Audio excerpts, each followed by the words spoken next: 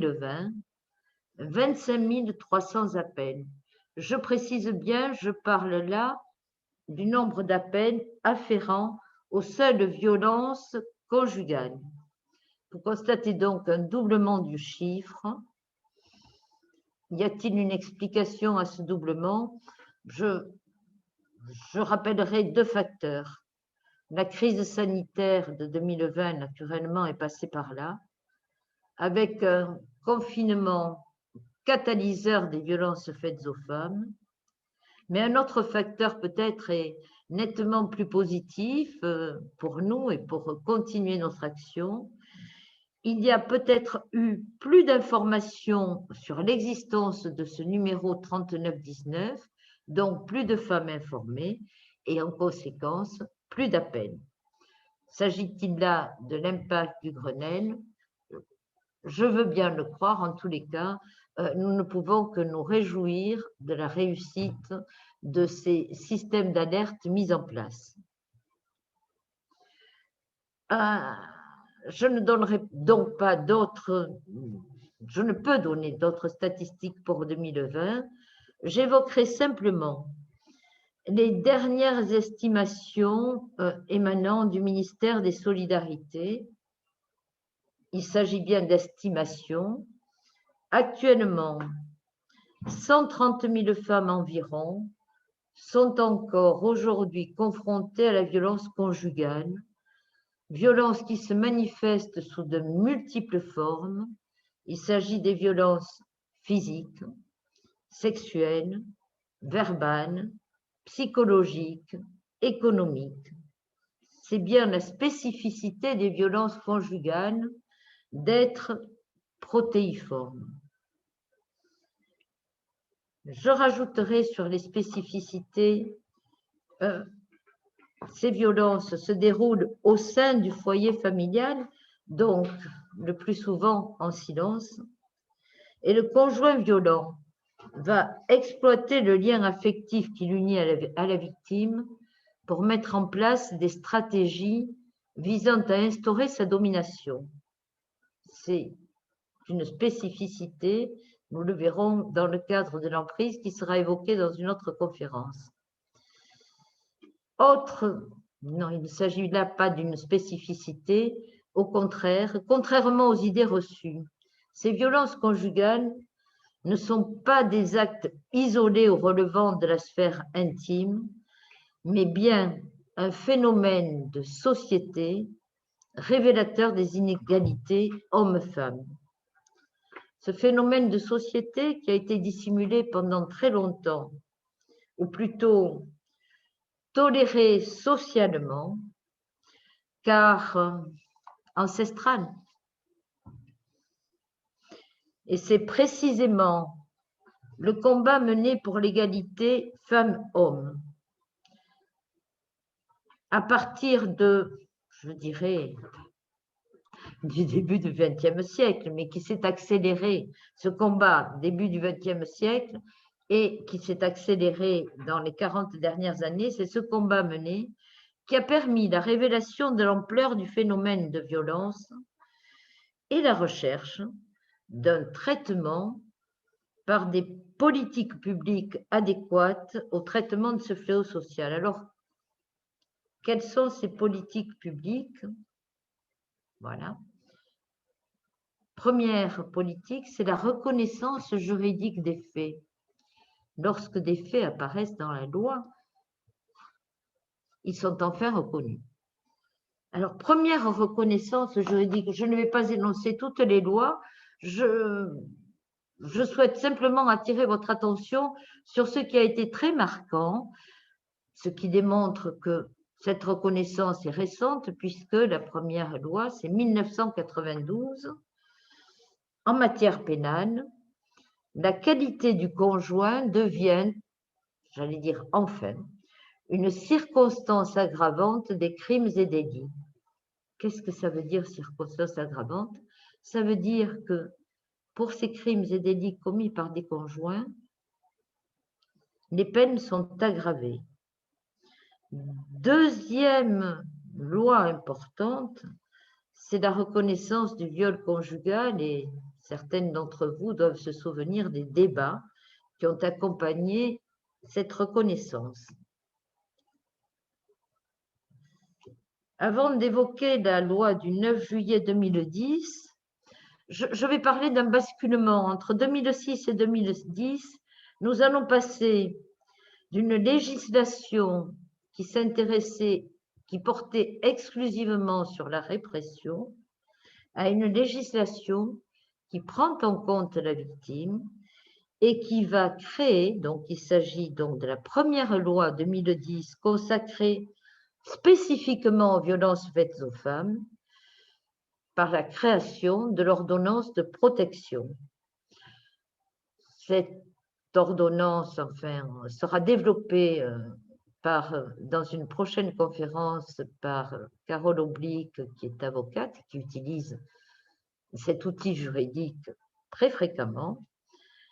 Je rajouterai simplement que cette loi du 9 juillet 2010, et voilà, on perçoit là les avancées, cette loi a introduit la notion de violence psychologique, qu'on ignorait jusqu'à présent, a pris en compte l'impact des violences sur les enfants, et nous reviendrons donc sur ce thème lors de la conférence du 8 décembre animée par Florence et Nadège.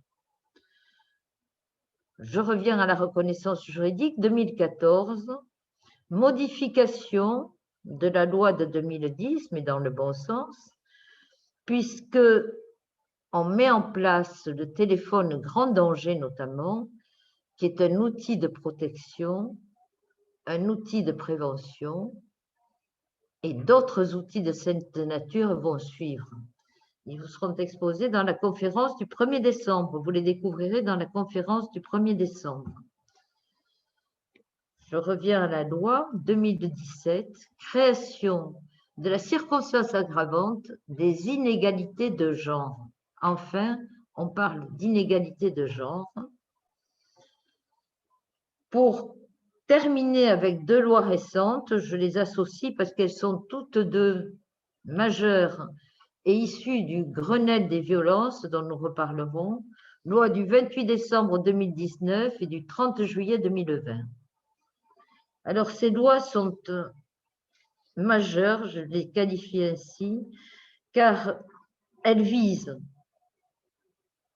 la protection des victimes et des enfants, le suivi et la prise en charge des auteurs de violences. Il n'est pas question pour moi de dénoncer, de vous révéler, de vous dévoiler ou de parler de l'ensemble des dispositions. Je n'énoncerai que quelques dispositions, mais qui sont très révélatrices des orientations législatives.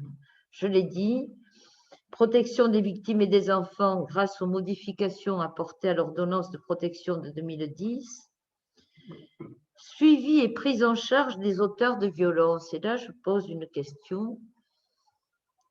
N'est-ce pas une bonne voie pour la prévention de la récidive? Et je pense que c'est essentiel.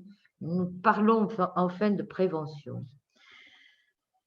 Est inscrit dans cette loi le phénomène d'emprise dont il sera question dans une prochaine conférence avec Geneviève Villegère et Flore Abadi. Intéressant aussi dans ces deux lois, suppression de la médiation familiale en cas de violence ou en cas d'emprise. Pourquoi? Tout simplement parce que si pendant des années on voulait absolument soumettre ces conflits à la médiation familiale, n'était-il pas violent, et il s'agissait d'une violence supplémentaire, d'imposer à une femme victime de tenter une médiation avec son agresseur? L'expérience avait montré d'ailleurs l'impossibilité d'aller plus avant. Donc, la médiation familiale n'existe plus en cas de violence ou d'emprise. Les lois de 2010 ont également modifié l'exercice de l'autorité parentale et en ce que l'autorité parentale sera suspendue de plein droit en cas de crime commis sur l'autre parent. Cette autorité parentale pourra être retirée sur décision expresse du juge pénal en cas de délit. Alors, en cas de crime, c'est une suspension de plein droit.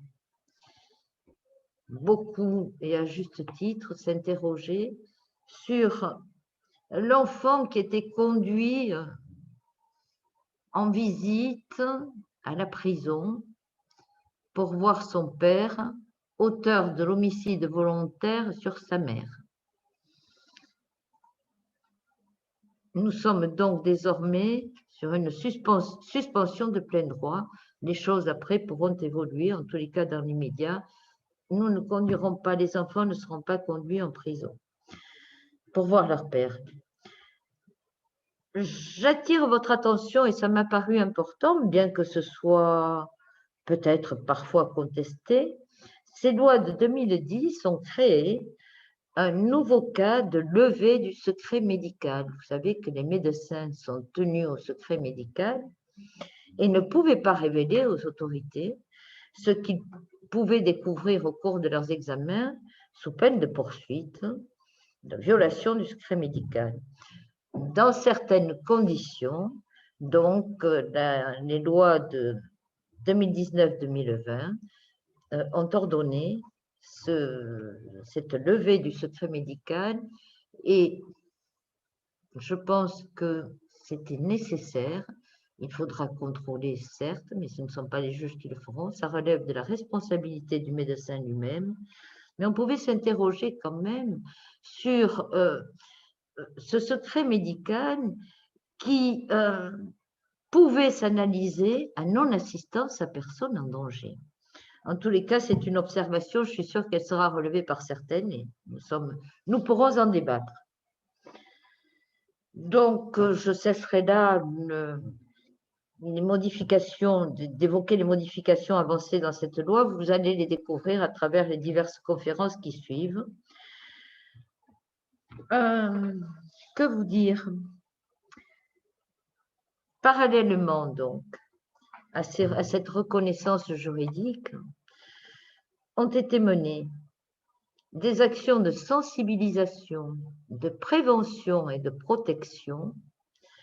Ainsi, depuis 2005, 5 plans interministériels ont été mis en œuvre, mais surtout, le 3 septembre 2019, un Grenelle des violences conjugales a été décrété. Ce Grenelle a permis d'identifier de nouvelles actions à mettre en œuvre à la hauteur des enjeux que sont la protection des victimes, la poursuite des auteurs et la prévention du phénomène. Ce Grenelle des violences, on en a beaucoup parlé, et on peut considérer qu'il a marqué une étape très importante dans la lutte contre les violences conjugales, en provoquant une mobilisation inédite de tous les professionnels jusqu'alors engagés dans la lutte contre ce phénomène, mais également une mobilisation de la société dans son ensemble. Et c'est ce qui m'a paru intéressant de relever. La crise sanitaire de 2020 a quand même ouvert aussi de nouveaux enjeux en mettant en œuvre des dispositifs nouveaux, des nouveaux moyens de communication pour libérer la parole des victimes en silence. Et donc, il a été fait appel à de nouveaux acteurs, je pense aux pharmaciens, aux grandes surfaces, où des centres d'information ont été développés et ont donné d'excellents résultats, les femmes pouvant alors exprimer ou libérer leur parole sans risque de faire l'objet de répression dans leur cercle purement familial. Alors, donc, libérer la parole, en tous les cas, donner aux victimes la possibilité de s'exprimer. Et deuxième volet des dispositions qui ont été mises en œuvre pendant cette période de confinement, l'éviction du conjoint violent. Un dispositif a été mis en place pour que les conjoints violents soient hébergés dans des centres d'hébergement et de réinsertion sociale ou à l'hôtel. On peut penser que ces dispositifs seront poursuivis au-delà de ces périodes de confinement. Nous en parlerons ultérieurement. Voici, je vous ai exposé à la fois, mais très rapidement, la reconnaissance juridique, la sensibilisation. Donc, quel constat au terme de ce rapide exposé? Premier constat, c'est que la lutte contre le fléau portée par les associations féministes a porté ses fruits et a permis notamment des avancées majeures sur la libération de la parole, sur la mise en place d'outils juridiques et de dispositifs nouveaux. Est-ce pour autant suffisant? Pouvons-nous nous arrêter là? Certainement pas. Non, car si les nouveaux outils juridiques ont été mis en place, il appartient maintenant aux professionnels de les appliquer et il convient de donner aux professionnels les moyens de les appliquer.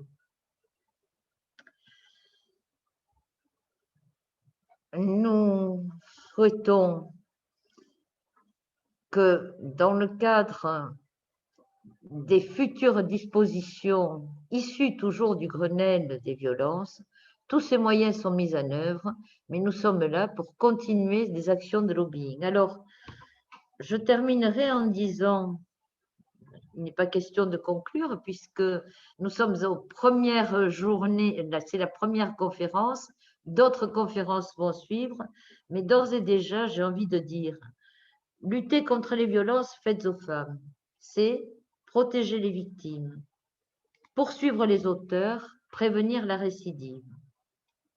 Et le meilleur moyen, n'est-ce pas la prévention?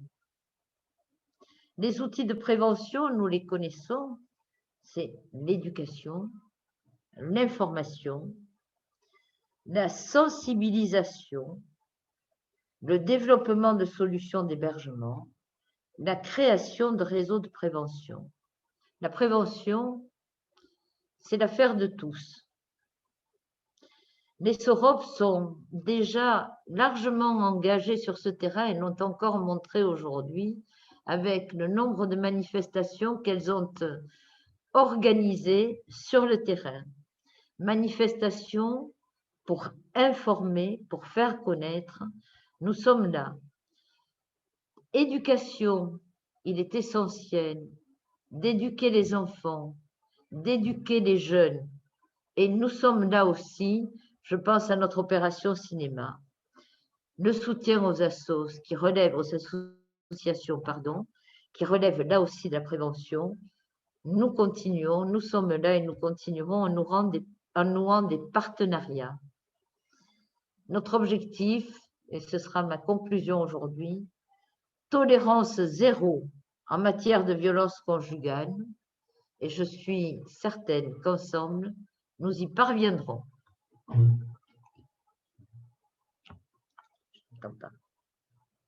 Je n'entends pas.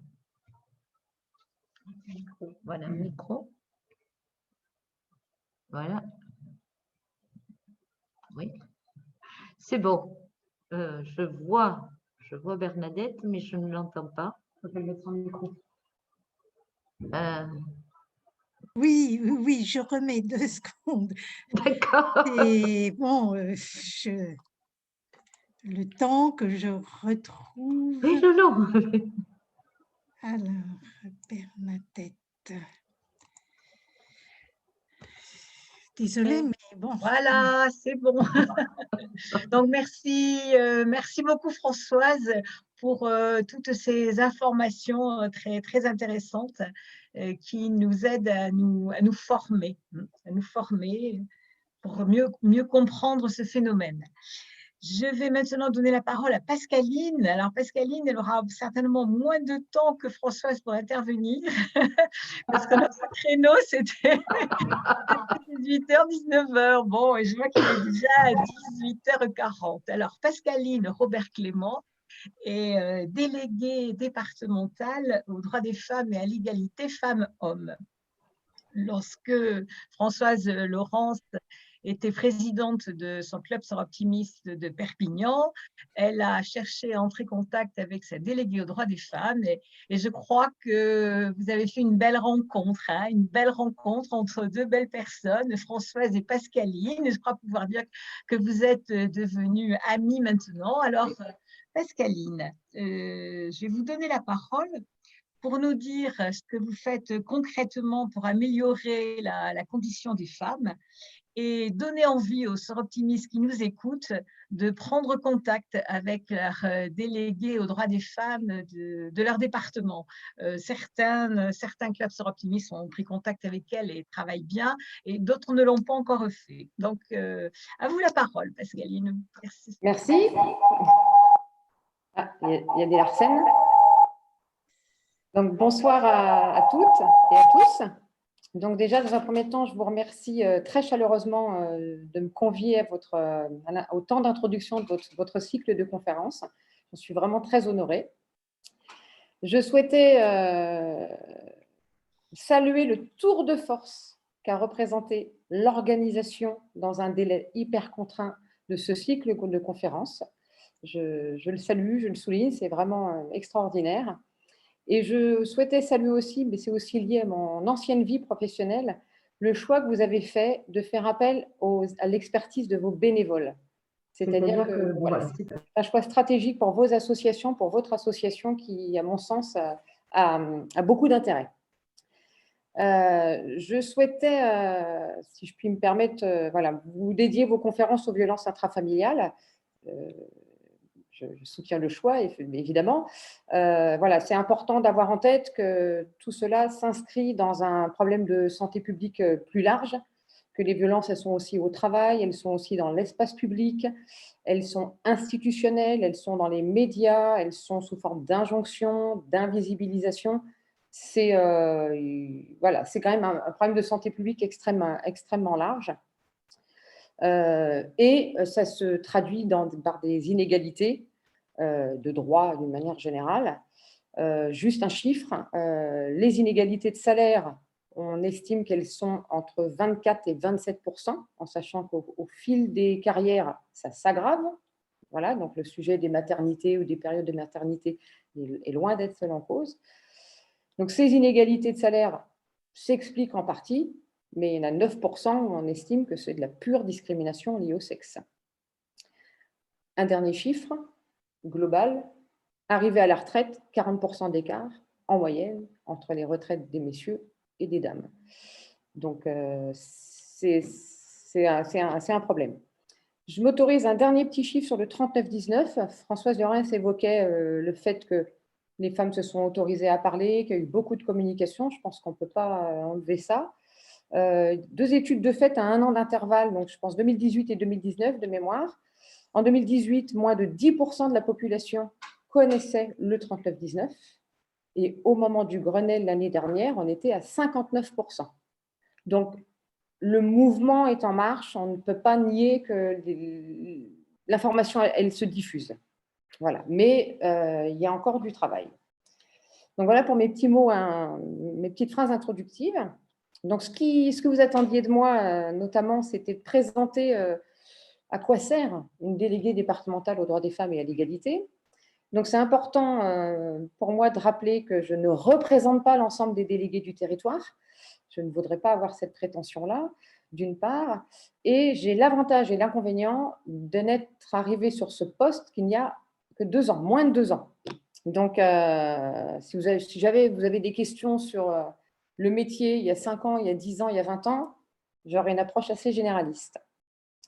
Alors, quelles sont les missions d'une déléguée départementale? Nous avons des politiques publiques à mettre en œuvre.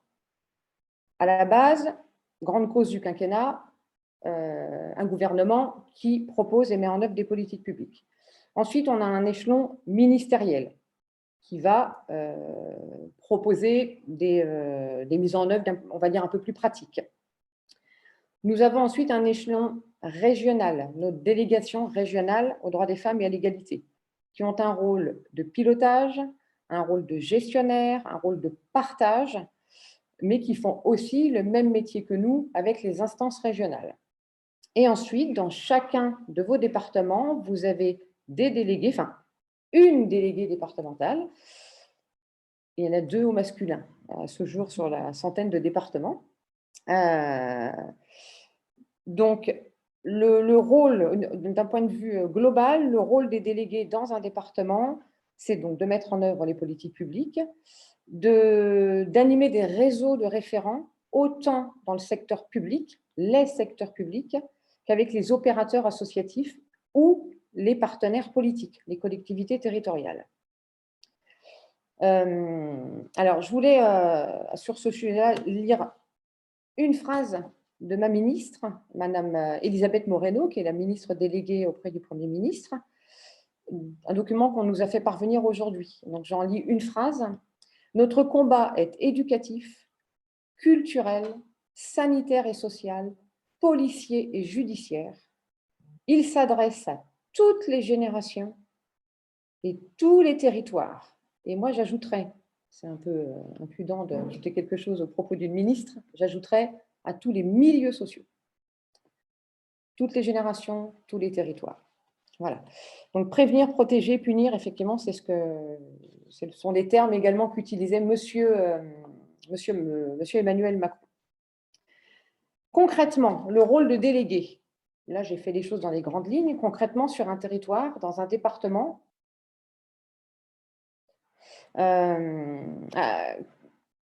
sur quelles actions est une déléguée? Je ne hiérarchise pas. Et encore une fois, je parle de ma petite fenêtre. Il y a tout un travail de communication, un travail avec les services de la préfecture, via le préfet ou le directeur de cabinet, via le directeur de la cohésion sociale quand on est installé dans une direction de la cohésion sociale. Donc, il y a un travail de communication, de transmission d'informations.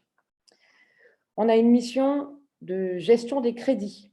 Même si la structure gestionnaire est régionale, nous, au niveau local, on a l'instruction des dossiers, la connaissance des actions et des avis à faire remonter. On a un rôle pour initier, impulser, coordonner, valoriser les actions de différents partenaires.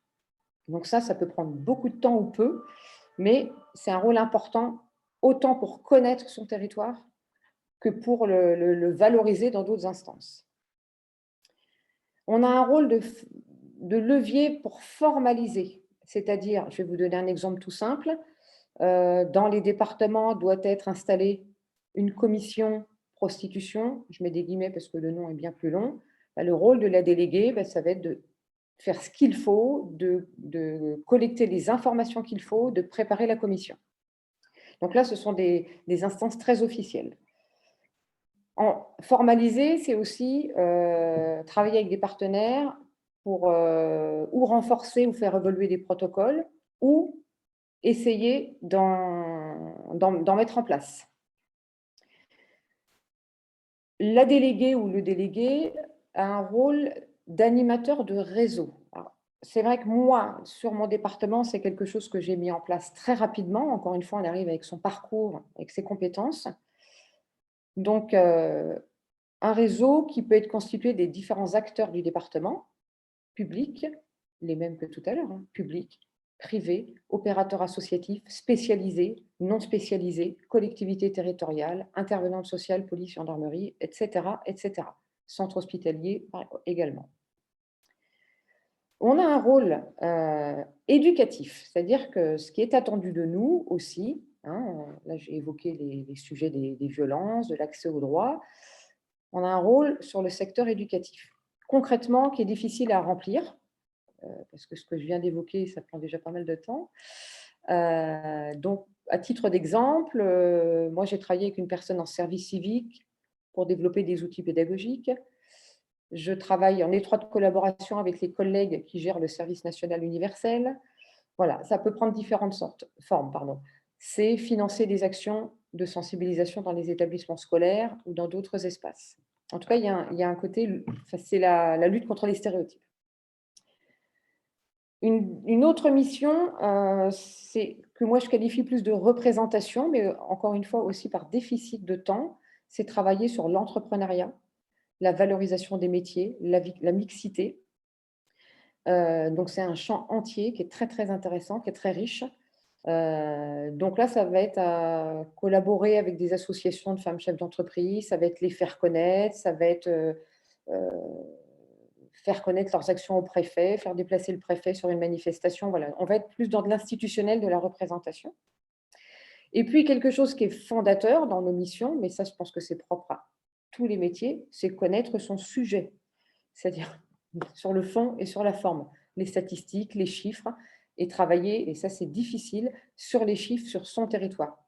Madame Llorens vous a présenté des chiffres nationaux. Il y a énormément de chiffres, il y a beaucoup de documentation, beaucoup d'engagement. Vous évoquez, Madame Llorens, le secret médical. Voilà, il y a un vadémécum, donc il y a de quoi lire. Il y a beaucoup, beaucoup de matière. On ne peut pas renier ça. Mais ce qui est plus difficile, c'est la collecte des données sur les territoires. Voilà, mais on est en train de travailler là-dessus et je pense que je ne suis pas la seule. Donc, voilà un petit peu les missions des délégués. Donc, on est vraiment sur de nombreux chantiers et sans ouvrir de cahier de doléances, je rappelle ou j'informe qu'on est toute seule. Voilà. Et je vais conclure sur les relations avec les sœurs optimistes. C'est vrai que c'est une des premières associations avec qui j'étais en contact quand j'ai pris mon poste en février 2019. Parce que, encore une fois, mon parcours faisait que les associations, je les voyais vraiment comme des interlocuteurs au contact direct avec les usagers, avec la population. Donc, à quoi peut servir une relation, un partenariat, quelque chose d'enclenché avec les associations sœurs optimistes et les délégués? Alors, je pense que les délégués et leur réseau et leur mission peuvent apporter pour faire monter en compétence vos associations, vos projets associatifs et chacune de vous individuellement. C'est un peu prétentieux, mais en tout cas, il peut y avoir de la matière. Et réciproquement, vous êtes, des supports de compétences, vous êtes des supports de réseau et vous pouvez apporter non seulement à la déléguée, mais à ce réseau que j'évoquais. Voilà. Et d'un point de vue plus pratique, c'est aussi une manière de communiquer, ou en tout cas une possibilité de communiquer sur ce que vous faites sur un territoire. Voilà en quelques mots, j'espère, Madame Schmitt, que je n'ai pas été trop longue.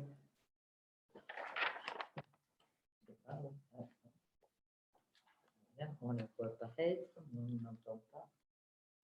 On n'entend pas. On n'entend pas. Non, non. Alors on fait quoi là-dedans? Oui, je remets 2 secondes. Il faut que je On fait quoi là? On tente de remettre. Elle va nous dire quelque chose. Dominique Leclerc. Ça y est, voilà, maintenant mon micro est réouvert. Alors j'en profite pour remercier Dominique Leclerc qui assure toute l'organisation technique de cette réunion, aussi bien vos connexions et puis là de couper les micros, les vidéos et autres. C'est un gros travail. Merci Dominique. Alors, merci beaucoup Pascaline pour votre présentation. Donc j'ai noté faire monter en compétence les projets des sœurs optimistes, c'est sûr, hein, c'est sûr. Ouais, merci beaucoup. Ce n'est pas une injonction, ce n'est pas un jugement. Hein. Voilà. Alors, il nous reste 5 minutes. Je vais donner la parole à Nicole Régamé pour quelques questions qu'elle aurait sélectionnées. Nicole, tu es par là? Il va falloir, Dominique, que tu ouvres le micro de Nicole. Ça y est, je l'ai demandé, ça va arriver. Ça va arriver. Okay. Voilà, Nicole. Voilà. Est-ce que c'est bon? Oui, oui, oui, oui, oui. Oui, Très on bien. t'entend. Ouais. Alors, nous avons en fait trois questions. Alors, Françoise, tu vas les prendre dans l'ordre que tu voudras. La première, rapidement, que veut dire l'expression inégalité de genre que tu as employée dans ta conférence dans le cadre de la loi de 2017? Ça, c'est la première question. La deuxième question, mais j'imagine qu'on va en parler beaucoup plus longuement lors de la troisième conférence sur les outils. La question concerne soit le 112, soit le 3919. Quelle est la plateforme à privilégier? Et concernant le 3919, mais là j'imagine que ça nous amènerait dans des discussions jusqu'à 10 heures du soir. Quelle est ta position sur l'appel d'offres qui a été lancé par le gouvernement concernant ce numéro ce numéro d'urgence? Comme on en a déjà parlé toutes les deux, je connais ta position. Et la troisième question, c'est est-ce qu'on a des statistiques sur la région qui serait la plus touchée par les violences conjugales en France? Voilà, les trois questions.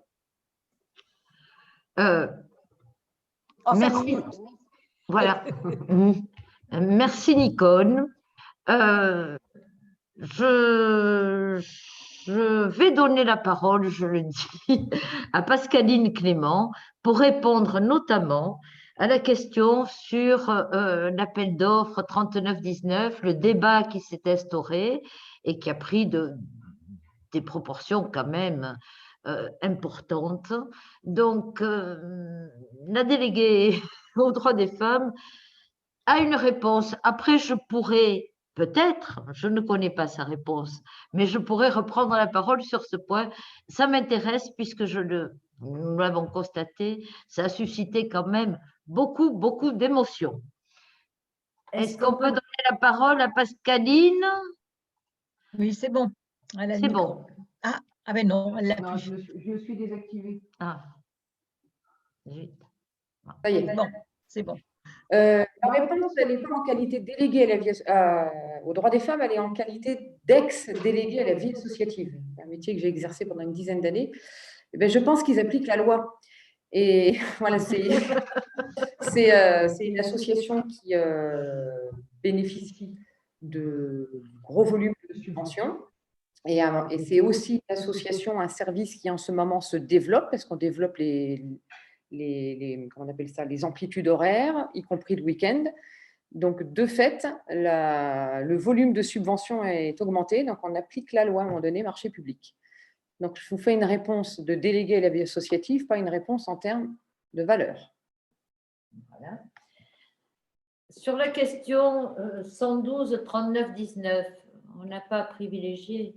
Il est important que nous soyons informés, que nous ayons à disposition des systèmes d'alerte qui fonctionnent. Donc, personnellement, je pense que l'essentiel, c'est de communiquer et d'informer les personnes victimes des possibilités qui s'offrent à elles. Oui, je crois que… Pardon, oui. Je pense que la dame veut parler du 114. 114, oui, je pense aussi. Hein? 114, la question qui était posée, on parlait du 112. Promotion du 112, non, c'est le 114. Déjà, première réponse.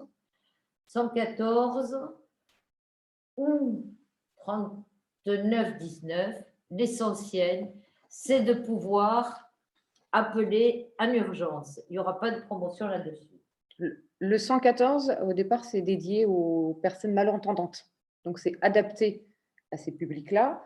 Et puis, ça permet de communiquer par SMS. Et on peut citer aussi la plateforme, le chat police-gendarmerie, qui permet aussi de communiquer par chat.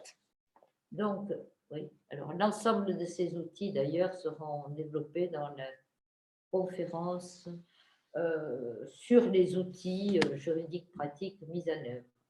Alors, quant à la question sur l'inégalité des genres, ben oui, il n'était pas question jusqu'à présent dans la loi de parler d'inégalité des genres, ce qui est sorti en 2017. Alors, je vais faire peut-être une petite note que j'aurai l'occasion, pas personnellement de développer, mais de donner à la prochaine intervenante, parce qu'il faut reprendre cela dans le texte, sur chacune des dispositions sur ce point. Je n'ai pas voulu tout développer, mais je vous assure que je le développerai prochainement et par écrit. Merci. Nicole, as-tu d'autres questions? Non, je n'entends pas.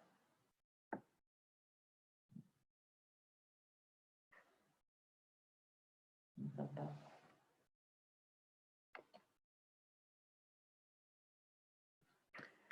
Pas de son. Ah, voilà.